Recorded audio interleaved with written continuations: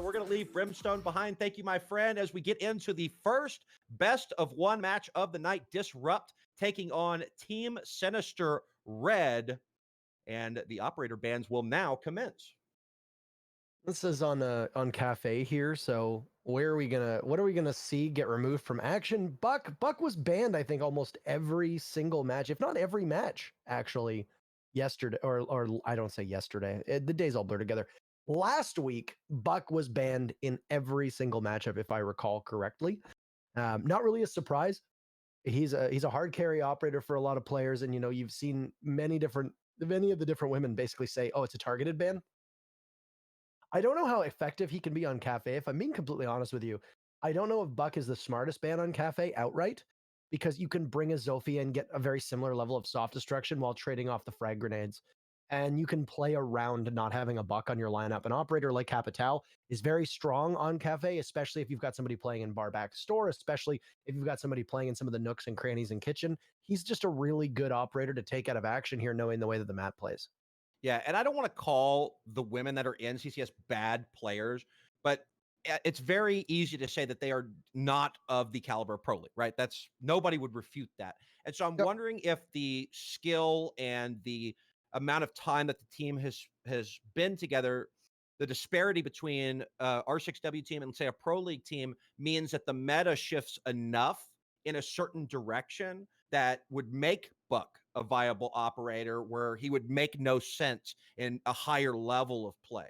And if that's the case, then the Buck makes total sense, right? If it's a counter ban, or if perhaps somebody has something in the canister, involving Buck that somebody else knows about, or even if they just, what are the players on the other teams made? Anyway, they definitely have a reason for it. I very seriously doubt that they just don't know who else to ban. And unfortunately, without him in play on some of these maps, we can't really make that determination if that is indeed the case, Yeah, and I mean, Buck is also a comfort operator. I think that's what it boils down to, is that, we can remember back to the days where the C8 was a very particular beast that wasn't easily controlled. And there were players who could play Buck, and there were just players who couldn't do that. And now when you look at the way that Buck plays, he's got a great gun.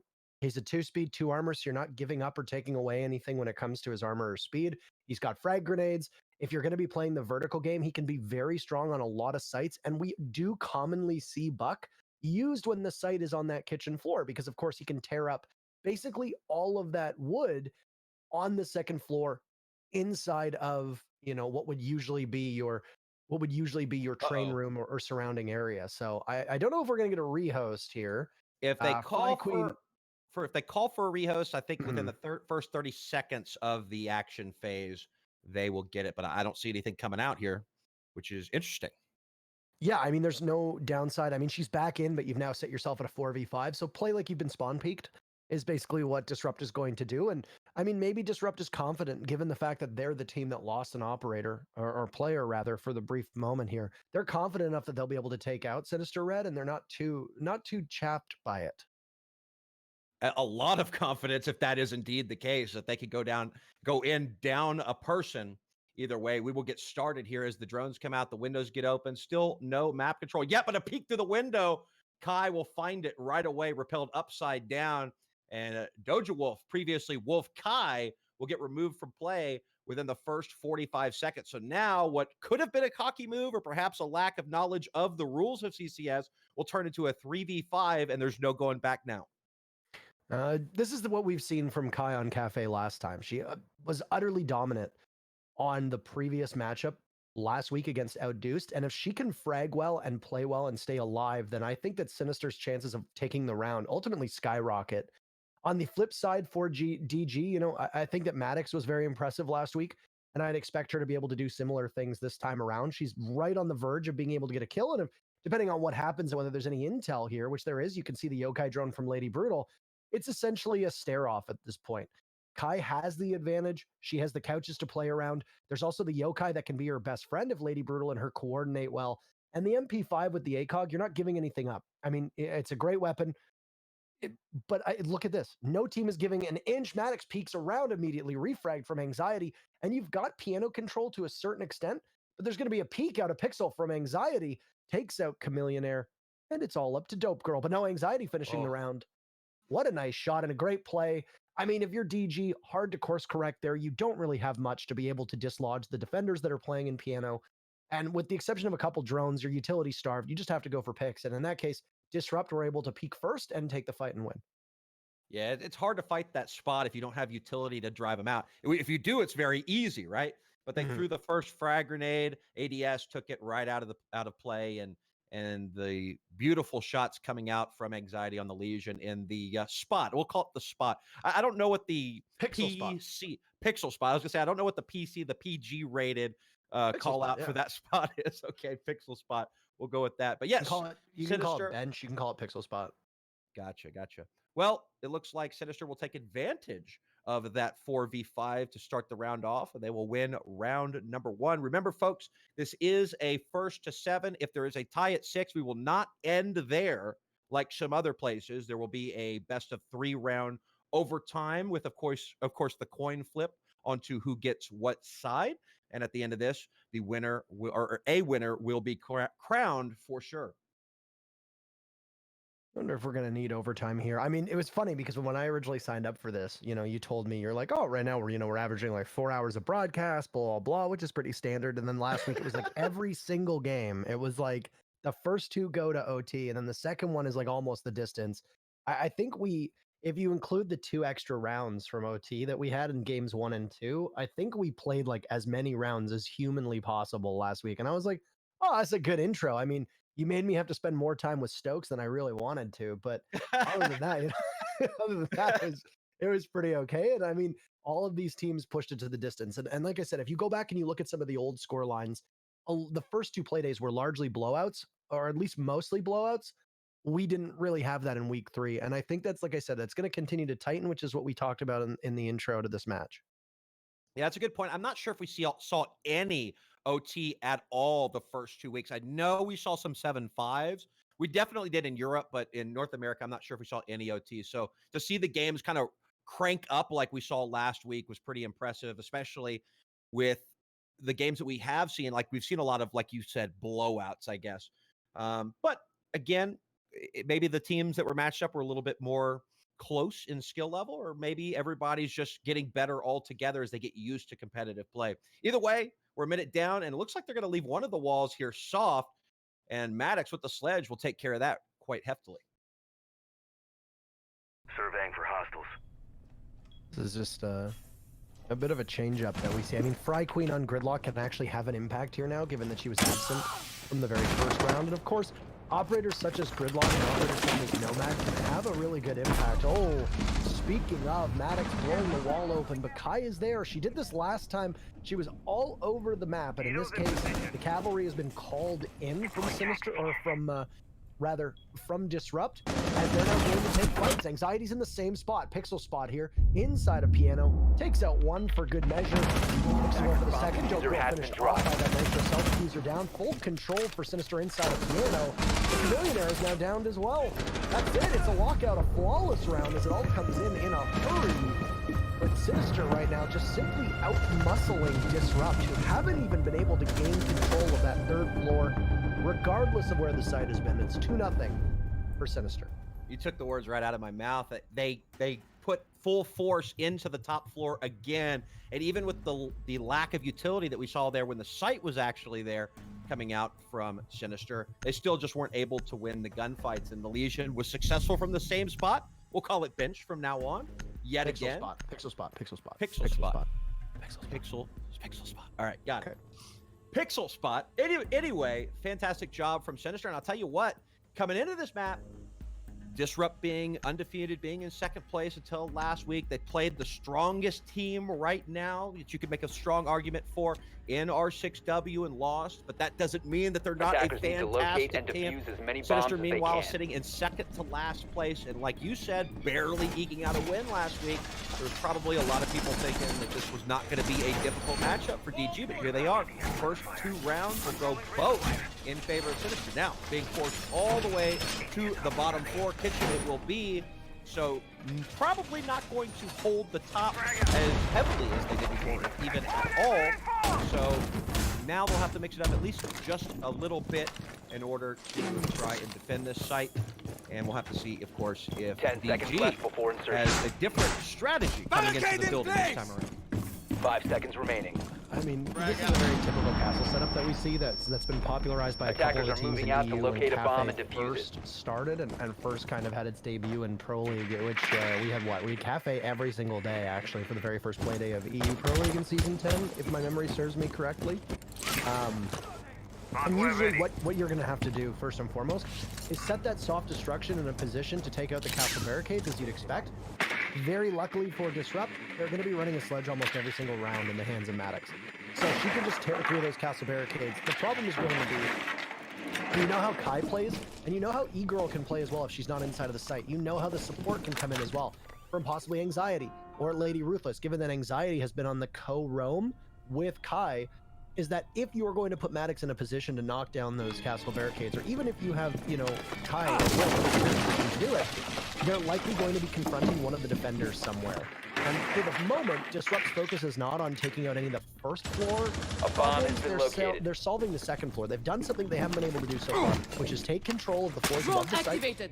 They've got what they needed to do, and this is where Maddox on Sledge is going to be able to do the soft destruction work that we mentioned that Buck is capable of doing. And here, the Sledge is a perfectly fine alternative in this position. So unless we see SiNister Red push on up, this should be just completely free for It is, and with the exception of the castle there, it looked like pretty much the entirety of SiNister is pretty much motionless. Even the operators that you would typically see running around, everybody's kind of anchored in, waiting for people to come in. So that the attacking squad not met with any resistance. SiNister feeling pretty confident that they can win the gunfights when it's time to go, but that time does tick away. It looks like the attacking squad will actually rotate back out of the building, giving up that map control, leaving just, I believe, the sledge, two indeed, inside, and they will decide to take it from the double door. We got the Jaeger in behind there, will get stunned, will peek up and actually take down Wolf. Will not be able to finish her off, however.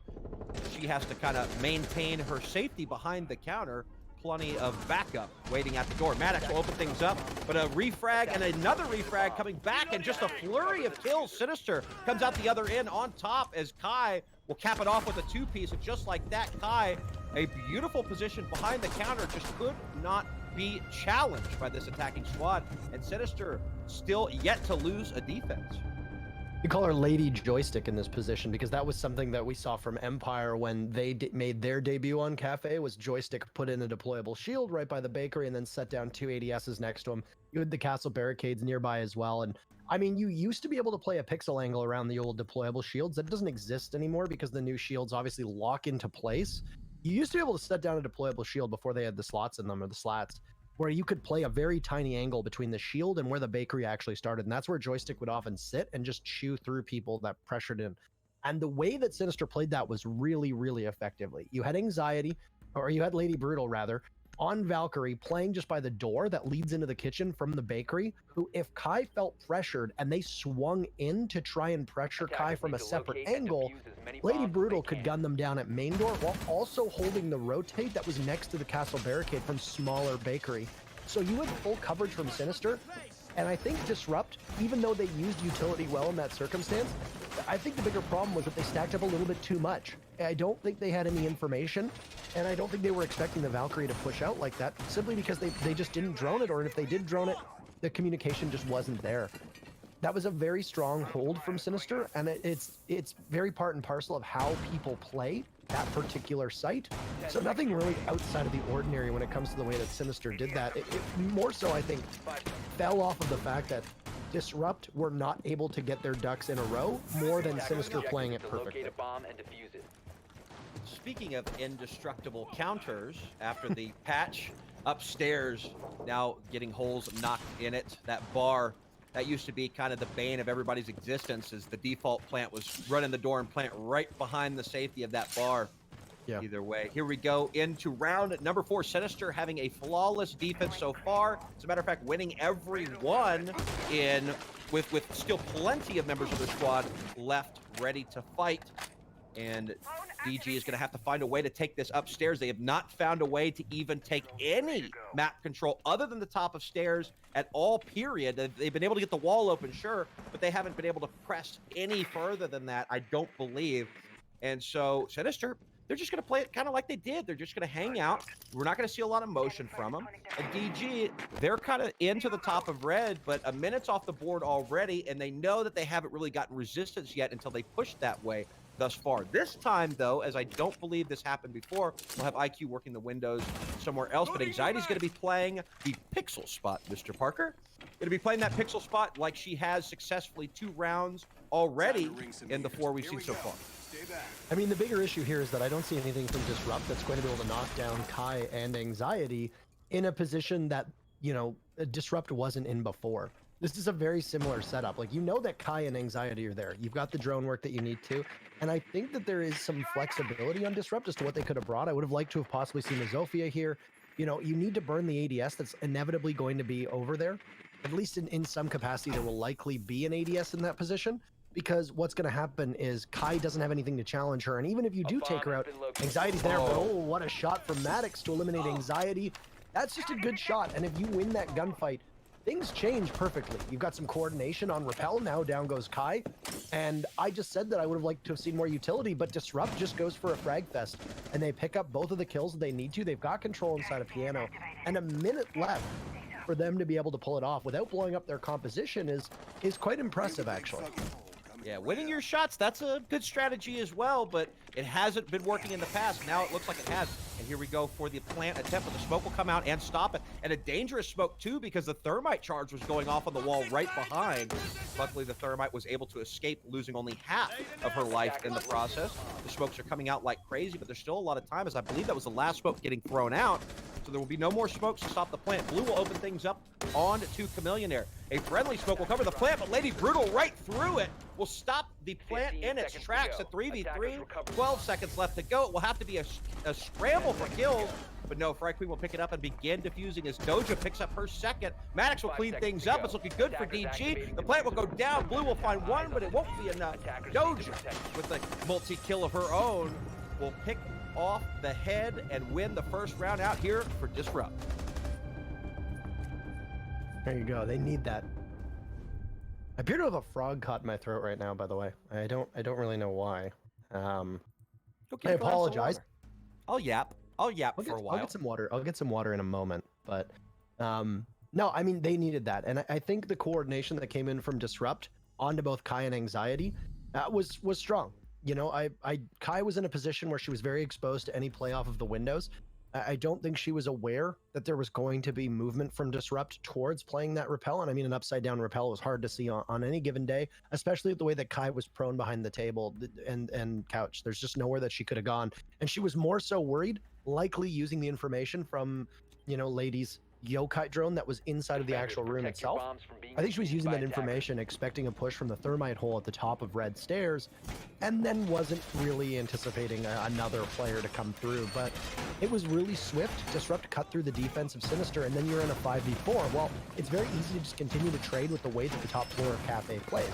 You've got enough control where there's going to be plant denial in spades. You know, you had E-Girl with the smoke denial. You had the yokai still up as well. But I mean, if you can take that utility out with an IQ in play to find the yokais or at least navigate around them, you've got a Thatcher as well to possibly do his work with the EMPs, then you just sit yourself up where you can take control of Whitehall, you can take control of Skylight, you still have control of Piano, and you've got rotates that are created by the defense into that bar backstore and into Cocktail. It's very easy for you to just use that to your advantage, and even if you die, you have the numbers advantage to trade off. So it's hard for any defending team to come back in that position unless there's like a mirror on the board or unless there's a really good Nitro cell and you're possibly fighting for a retake. Yeah, so I'm not sure if we saw this before, Parker, but a little bit of utility being deployed downstairs near mining this time, but there will be no members of SiNister to play in that area, so I'm not sure exactly what that was all about. Some reinforcements went down at least. Hatch will get open up. The drones will come out. Looks like they are set up once again in Piano, but this time in different positions. Kai just probably taking care of the drones for the moment. She'll get drones. She'll actually find 2 of them. So as Parker loves to talk about, the drone economy getting worse and worse for Disrupt Gaming, but they will go on the upside down Repel, something that proved so fruitful for them the last time around. This time Kai will hear it. Some shots will come out through the window and do some damage, but just a little bit. But oh, what a turn, Kai. Beautiful map awareness. And she will take the head off of Doja, bringing IQ out of play I mean, it's a risky move for Kai to put herself in that position, but she's a doc, so she doesn't really lose that much as long as she lives through the fight. That's the big thing. If she can survive, she's still got the stim pistols left. She uses 2 of them. She's basically back at full HP, and she's going to use the last one now to get up. And Maddox deprived of the kill.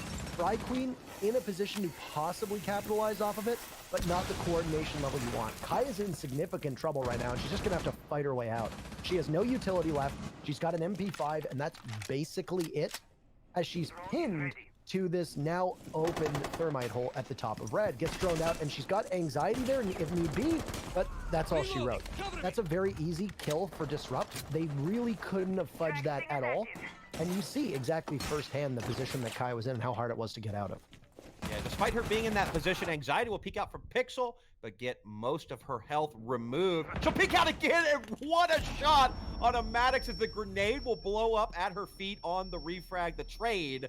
Blue, she'll find one on a Chameleonaire, and so now it's a 3v2. The attackers wasting no time getting into the building after 2 minutes being taken off the board by Kai's play. Yeah, she had to fight out of that position, but she got a kill, and she got 2 minutes elapsed. So only 30 seconds for the remaining 2 attackers to work with. The wall will get opened up. Thermite is still alive. E-Girl will now play the breach hole very closely with the shotgun. I'm not sure if anybody has any intel or if there are any of the drones left, but it looks like Dope Girl's peeking up the wrong angle. No, ma'am. E-Girl, easy cleanup there. One of the remaining, or actually the only remaining member for DG is going to have to find 3 in about 5 seconds. Very unlikely as the Yokai will hit her in the head.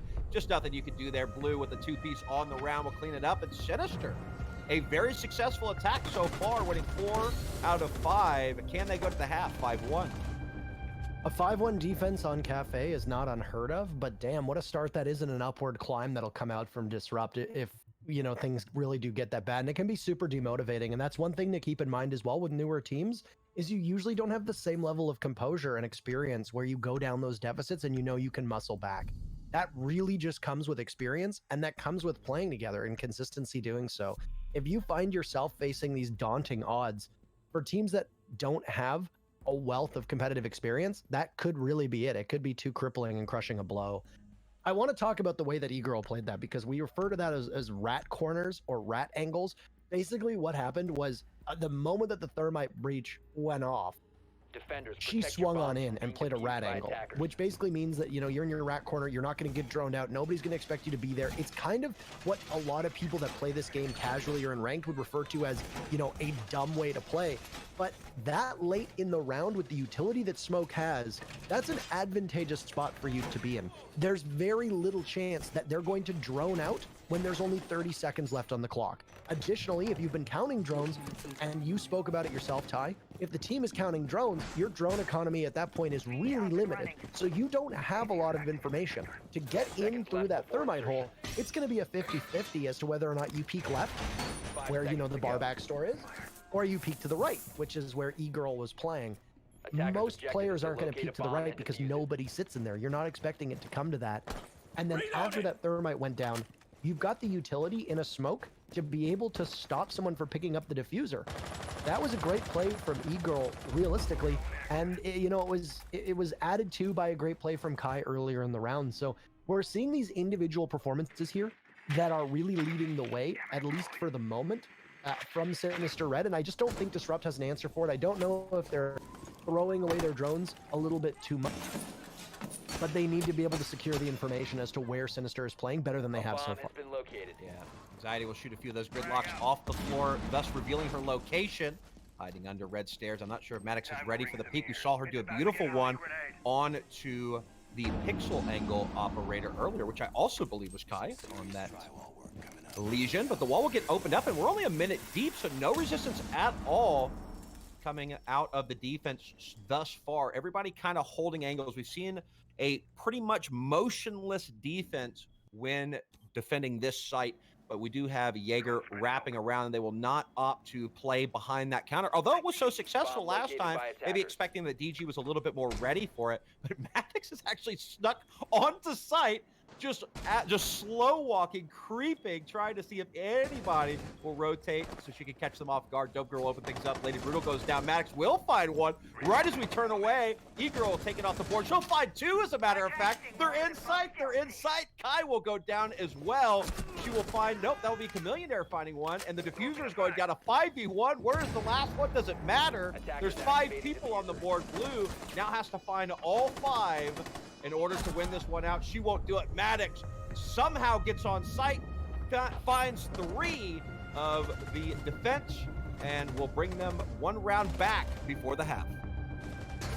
This is Blue's second game on the team, and I mean she's played Cafe both times, so I mean we don't really know exactly what her impact is going to be. They had her on fragging roles last time, and I don't think too critical, but I was very quick to point out that number 1, it's her first real crack at competitive, especially on this team, filling in, coming in, actually, rather not necessarily filling in, but actually replacing Garbage, who was the name of a player. I always feel like I have to preface this by saying, like, we're not saying that she's like bad. Her name is literally Garbage. That is her name. So anyway, she came in and filled in, and Blue was, I think, playing a little bit sluggish and maybe a little bit too patiently.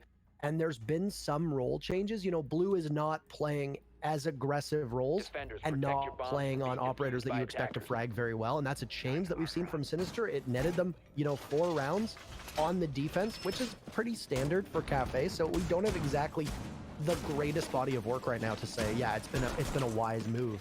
But if you look at it now, she's going to be going on to what I'm imagining is probably going to be one of your main 2 entry roles along with Kai. And this is going to be interesting to see for Blue. She had no chance in that 1v5 because the way the kitchen works is that every single rotate back into the site is going to be held when you've got 3 people alive. Well, there was 5 or disrupt. So unless something goes catastrophically wrong and Blue just happens to miraculously win every single gunfight, which is possible, there's no way that the attackers who hold control of the site should have lost that one. It's a pitifully bad situation to find yourself in if you're a defender because there's nothing you can do, and I think Blue is aware of that. You kind of just need to do your best, try to maybe get as much motivation from it as possible, and then just move on. And that, of course, was the very final defense that we saw out of SiNister, so now they at least get a motivation breaker by nature of the side swapping with them being on attack now. So real quick before we get too deep into the round, just wanted to give a quick shout out to our observer for the evening, Ty, and no, not me, Ty, T-I-I-E, Ty. We appreciate you being here. We had a little bit of a technical snafu at the beginning, and he was able to step in like super last minute. So we love you, Ty. Thanks for being here. Thanks for observing for us tonight. We got a clash this time around, Parker, working in the pixel spot. I was going to say, it's a 6th pick as well. I think it was supposed to be a Valkyrie that was 6-picked off too. What a beautiful shot from Maddox. Down goes Lady Brutal. And I mean, bringing in Nomad here, obviously, like we said, Nomad and Gridlock are particularly strong, even though Nomad doesn't see as much play as Gridlock tends to, because Gridlock can lock down an awful lot more. Maddox is going to push up, and go big. 2 kills to add to the tally, and that'll be 3. She sees yet another, and 4 on the board for Maddox. The only one left is Kai, who is no slouch, retrieving the diffuser, and Maddox's ascent back up the stairs. She's squared down with the clash, at least for the time being. Maddox gets knocked down by the air jab. Kai is there, but gets pushed on up, and in the ace from Maddox, she collects every single kill, and obviously some celebration as the rest of her team rallies around her. You don't see an ace with the UMP every single day, and obviously some celebration is in order. What a way to carry momentum on forward for Disrupt on your very first defense. 2 things. That's exactly what Disrupt needed, but let's go back and talk about Maddox again for a second. I have seen 2 aces in CCS R6W, and both of them have been at the hands of Maddox. So when it's time to turn it on for Disrupt Gaming, Maddox is the one who steps up and takes on everybody on the opposing team head on, comes out the other side the victor. So fantastic job for her. DG, a valuable round.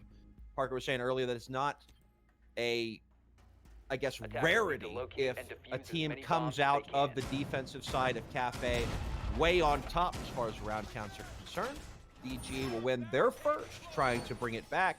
Had an excellent end to their attacking. They were able to storm on to Kitchen win it out in a flawless manner. But here we go, round number 8. Maddox probably feeling really comfortable, although she'll get some damage taken to her by one of her teammates here early on.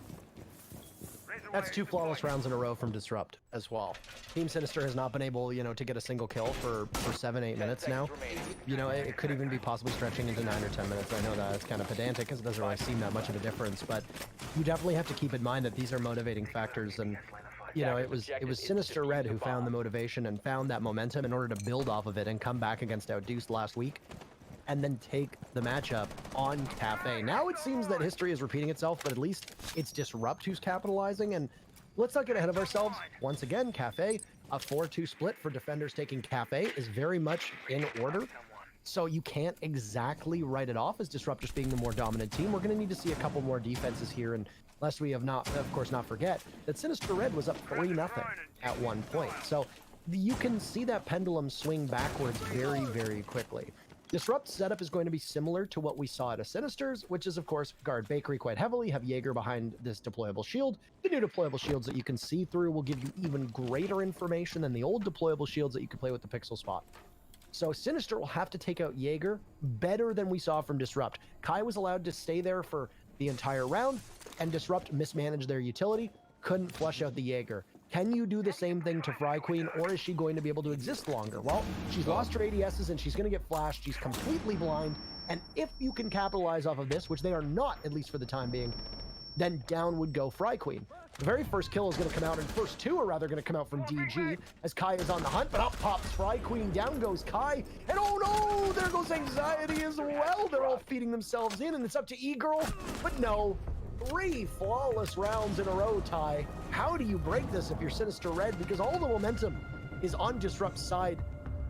15 unanswered kills right now for Disrupt. Yeah, turning into a little bit of a disaster, it seems, but the rounds are tied up. There's still a lot of game left to be played. A lot of time for SiNister to kind of bounce back into the groove that we saw from them. But it was interesting because attacking, they seemed to know. They had a lot of success with that Jaeger setup behind the counter.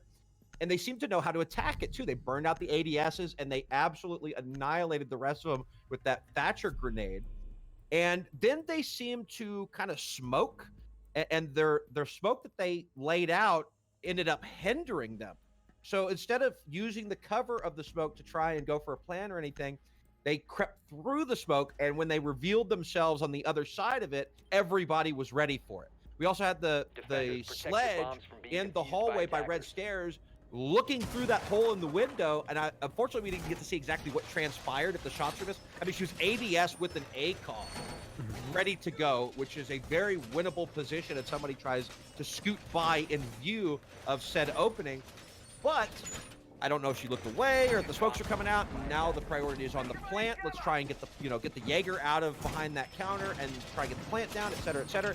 Either way, they just fell apart all instantly, simultaneously, in all different areas of the inside and around that site. And because of that, the numbers were so heavily in favor of DG that they had no problem cleaning up after that. So, DG, like you said, 3 flawless rounds in a row? Absolutely. And SiNister going to have to find something to turn it back around, or else this is going to be a short match for them. I mean, SiNister threw 2 drones at the problem that was the Jaeger down in Bakery, right? And the Jaeger took out both of them. So right there, you only need 1 drone to do that job. That's just simply communication. You need to coordinate your drones effectively. You don't need 2 of them to do the work of 1. Both drones get lost. The Jaeger in this position puts down a second ADS, expecting to get pushed. Your EMP goes in perfectly, and that was played well from SiNister. But because you didn't have any drones, there was no follow-up to know that you had basically enabled yourself to kill the Jaeger because they were flash. There's no ADSs on the board. That's a perfect time for you to be able to capitalize off of that. But then the next big mistake that came out was, I think it was Kai, smoked off Bakery. Now, I don't know if the intention was maybe let's just smoke it and ignore the Jaeger and push in, or if the intention was let's smoke him and move around the Jaeger. But the problem was that you essentially gave covering fire to Fry Queen, and there was nobody who could possibly pick her off because the mistakes that SiNister committed. Now, I don't know if there's going to be anything different this time around, but SiNister making some pretty big mistakes there that ultimately cost them the entire round, and now we're tied up. And yeah, flawless rounds in a row. That's hard to overstate. Kai is pushed up way into side. I'm not sure if she's overextended him. It doesn't look like DG has any idea. As a matter of fact, she crosses all the way across site and finishes off Dope Girl. She'll find Chameleon there as well with a two-piece. Great job by her. I'm not sure where the breakdown in communication was for DG, but there will not be a flawless round for DG this time around. This is exactly what they need. Remember, DG just tied it up. SiNister's been either in the lead or tied the entire match, and now full. Actually, I'm sorry, I thought the site was upstairs for a second. Full up top control at the very least for SiNister, and 2 bodies off the board. Still a minute left to work. I mean, it's pretty you know, pretty common. So I wouldn't be too worried about people mistaking the sites, but DG able to try and refine their footing. That gap has now narrowed, and it's because you have the downstairs presence. You also have the Pulse that is playing downstairs of Fry Queen, or at least on the actual site. But site control is lost, at least at this point. Maddox, she's just tearing it up. She's got how many kills, and Fry Queen tagging on in as well, and Maddox finishing the round. Oh my, Disrupt. It's not a flawless round, and it's not pretty, but they at least pull it together, and it's their very first lead. Maddox marching her way forward towards breaking 20 kills. She might actually be really darn close if we can get the scoreboard up. She was at 14 kills just a couple rounds ago. What a tremendous performance, and she is single-handedly carrying Disrupt through this game. She's being supported by her teammates, no doubt about it. But the abilities that she's shown so far tonight have been remarkable, and she deserves a lot of credit for her play. Yes, she does indeed, and I just don't know what happened there. DG had no business winning that round. They being SiNister, once they took the top 4, they just kind of heaved themselves off the balcony into pillars and into the waiting, ADS members of DG, and they just ripped them apart. It was. I don't know what the strategy was there. They weren't pressed for time. There was still a minute left on the board. They could have done something, at least throw a drone down there. Whoever was in mining, was it Maddox in mining with the SMG-11?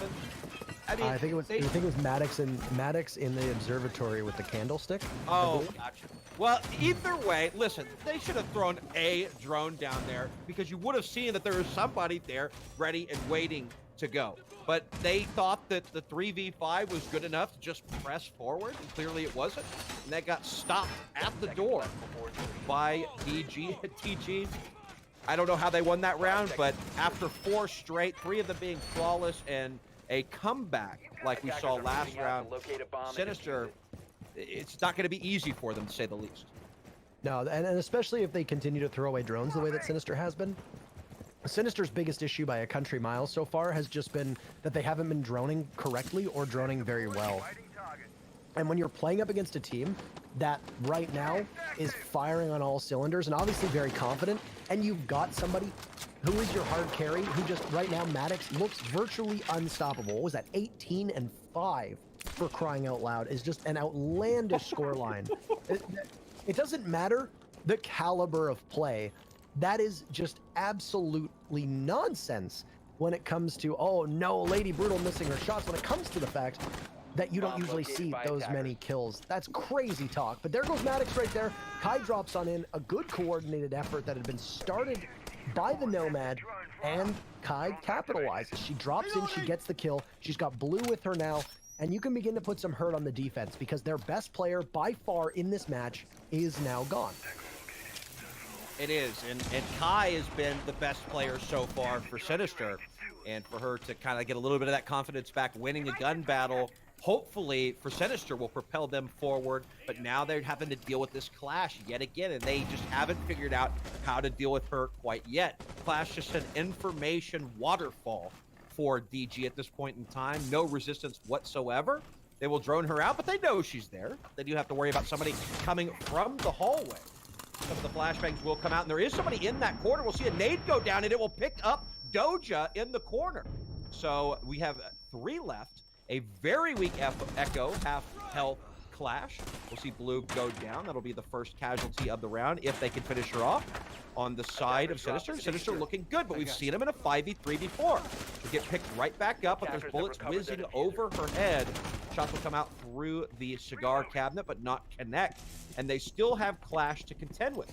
Though there is plenty of time left. Blue will be doing what I like to call the Sharsh crawl, and that goes back to a little bit of CCS history there. Doing the crawl down alongside the wall. The wall will get open. Chameleonaire will go down. So we've got Echo with about 10 to 15 health left, as well as the Clash. And just as I say that, of course, Blue will pick up her second, taking the head off of Dope Girl, so that will be Dope off the board. I will find three total, that'll be 2 at the end, and SiNister, after losing 4 straight, 3 of them flawless, will find a flawless round of their own. It was the Clash being out of position there, and I think it's because Disrupt knew they were getting circled and they didn't really have a plan as to what they were going to do. I think the better part of DG's setup was hold on to Piano for as long as is humanly possible to Clash playing in pixel spot, because you know, and they can see from SiNister's lineup, that there's not enough utility to take care of the Clash. Now that there's a Zofia coming out, you at least have a better tool to dispel the Clash that's going to be playing very protected. Because when you're bringing a Nomad and a set of frag grenades outside of an EMP, you don't have anything that you can do to punish the Clash in a 1v1 fight, barring sprinting on up. And 3 speeds have not been in the wheelhouse at all of SiNister. The Jackal is a pick that I think Kai is very comfortable with. Jackal is a particularly annoying operator for defenders to play against. He has a dramatic impact on Cafe, especially if there's going to be people playing down below, and because Cafe has so many wall-bangable opportunities. But I agree with this pick. Kai, knowing that it's likely going to be, if it's a 3rd floor or a 1st floor, you need to bring Zofia. She's too powerful with the way that Disrupt is playing, be it the need for soft destruction, be it the fact that if Fry Queen is going to set up in the front of Bakery, Zofia's a great pick here. Now also keep in mind that you could have gone back to Cocktail if you're Disrupt, so this wasn't a pick because SiNister knew that Disruptor going downstairs. So it's not necessarily, oh, hey, we're going to counter-strat them based on sight. It's more, we're going to counter-strat them based on what we know they've been bringing, regardless of site that they go to. If they bring a Clash, say 6 pick onto, sure, we can take care of it. We have a Zofia. If they go downstairs, Zofia's great for soft destruction. We know that a Castle's been brought from both teams. Maddox has been playing Castle quite a bit. Overall, a very useful operator. And, you know, Zofia's kind of the Swiss Army knife of operators, if I'm being honest. She's like the Legion. She's like Legion on the tech. She fits into every composition. If you need to bring an operator, for any particular reason, Zofia is never a bad fit. I love that description. Drones will come out.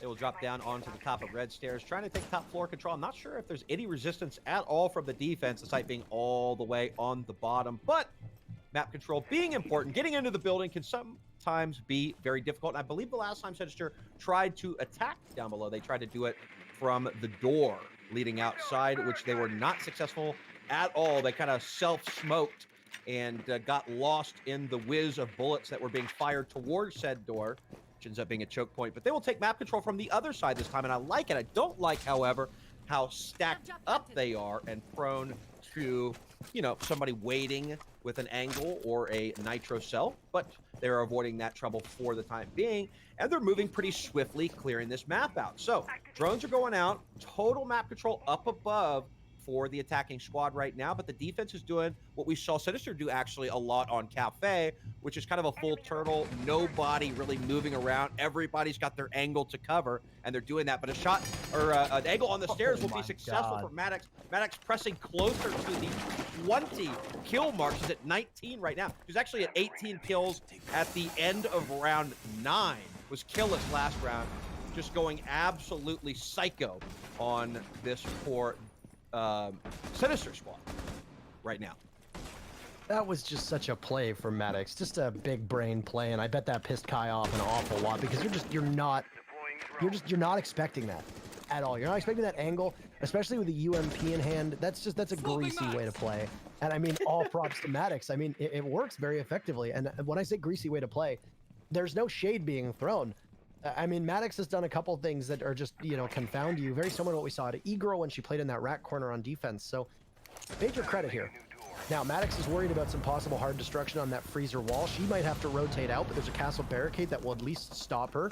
SiNister has free access to just sail on into the freezer, and they'll dump in some utility just for good measure.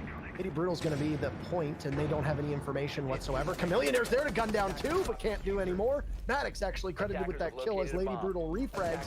E-Girl off-site waiting for the plant to go down, but there's a yokai drone in effect. E-Girl might actually take care of it as the yokai drone is there. Fry Queen pushing on up, and the yokai drone will win the day. Disrupt moves to match point, even though the EMP might have done the job, but it doesn't. There was enough coverage, and even if the yokai didn't bail them out, it was Fry Queen who would have saved the day. Both of them doing an excellent job. And Disrupt, even though they've only held the lead for 2 rounds, are now going to sit on match point. Yeah, and I think we're going to get a good look at the scoreboard here, because with that second kill, that puts Maddox at 20 kills total. 20 kills total. That's more than I've seen in any other match. And somebody can correct me if I'm wrong, but I'm pretty sure I'm not. I don't think anybody's even matched that. So congratulations to her, a 1-woman wrecking crew. Look at that. That is just disgusting. I mean, that is 7 more kills than the rest of her team combined right now. She is just, and she's been playing a myriad of operators too. We see her picking up the mute this time around. So the slow firing SMGs have been, as a matter of fact, it doesn't matter what you put in her hand. She's just been winning fights. We saw the ace from her earlier. The second the second ace to my knowledge in our 6. I mean, it was a race to get that final kill. You're absolutely correct. That it was indeed. Before one of her teammates stole it, right? Either way, here we go into what is now match point for DG. DG looking very, very strong. SiNister, the last round, looked very strong. Before that, DG looked strong for, you know, several rounds in a row. And before that, we had SiNister look strong for several rounds in a row. So it's really anybody's matchup. We have seen DG, when they get the ball rolling, they've been able to string several together. So SiNister's going to have to do whatever they can to stop that from happening to them again and bring this match in overtime. This is, I wonder how this must feel to SiNister to be on the receiving end of what they did to, you know, to OD last week. You know, it's just, it's a taste of your own medicine, and boy, I bet it tastes bitter here, because SiNister was the beneficiary of this comeback, doing a bang-up job, and now you have the same thing from Disrupt. And this is the Disrupt that we were expecting to see against Queen Yolomid, or at least I was. But you also have to give immense praise. This game is not over. SiNister can still bring it back and push OT and take it just as they did against OD last week.